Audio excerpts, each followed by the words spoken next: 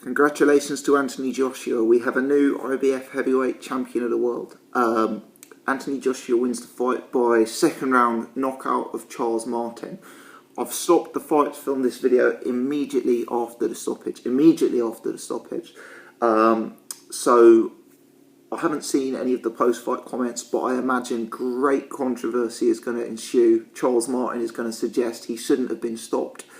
I'll come to that in a minute. First round, both fighters come out. Initially, both fighters fighting quite tentatively. I actually thought in the first minute or two, Anthony Joshua may be struggling to adjust to the southpaw stance and the control of range that Charles Martin had. But to be honest, I think it was more just the occasion and, wanting to feel his way into the fight. Towards the second half of the round, Anthony Joshua starts throwing power punches, leading with power punches. He's not really establishing the jab, but he's throwing big bombs, and to me it makes Charles Martin tentative. Charles Martin throws very, very little of note at any point during this fight. In the second round, Charles Martin comes out, and I'm wondering if he's felt Anthony Joshua's power. He looks quite nervous, quite tentative in there, and he's very, very ungainly, very ungainly indeed. And Anthony Joshua is starting to build in confidence. Joshua catches Charles Martin. I think he lands actually like a counter on Charles Martin and decks Charles Martin. Charles Martin goes straight down on his back.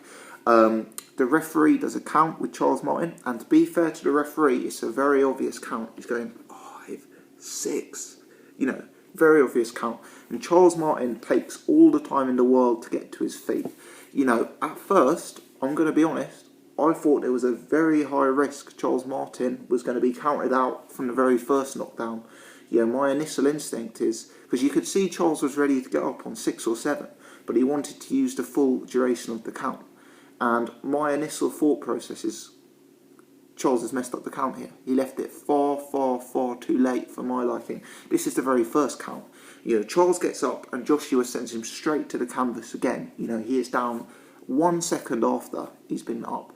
And to be fair, Charles didn't look like a man who'd been knocked out the second time. He didn't seem unconscious. He was smiling. And the referee was sitting down in front of him. And again, the referee was exceptionally clear with the count. I think the referee was probably especially clear with the count the second time round, because he knew in his head it was very borderline first time round. And he was going 6, 7, and I'm thinking to myself, look, Charles almost missed the count first time round. He seems okay in his eyes and in terms of his actions, but he's not getting up. He's not getting up whatsoever. And Charles Martin got up at 10 and deserved to be counted out. From my perspective, absolutely categorically deserved to be counted out. He didn't make the count. I know an experienced boxer wants to use the full 10 seconds, but come on, you've got to be on your feet at 9 and not be still somewhere between sitting down and standing up at the count of 10. He deserved to lose his belt based on that.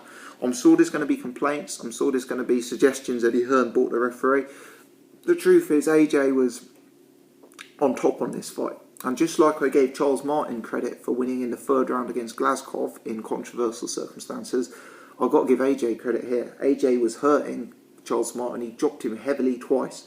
And even if the referee had allowed this fight to go on, based on how the fight was going, based on how tentative Charles Martin was, based on how AJ seemed to have a huge advantage in speed and snap in power in there, and most importantly based on the fact that Charles Martin was clearly hurt and had been dropped twice at such an early stage, I'm going to say AJ would have stopped him regardless. A real good performance from Anthony Joshua. The best performance of his professional career by far. He's exceeded my expectations on numerous times throughout his career. I did predict this one right. I did say AJ to win by stoppage, and I did say it wouldn't go too late in the fight. But nevertheless, a good performance from Anthony Joshua. Questions are going to come out of the woodwork about how good Charles Martin ever was. Questions are going to come out about the stoppage. But for me, Charles Martin, even though he hadn't been tested, was a real test for this stage of AJ's career.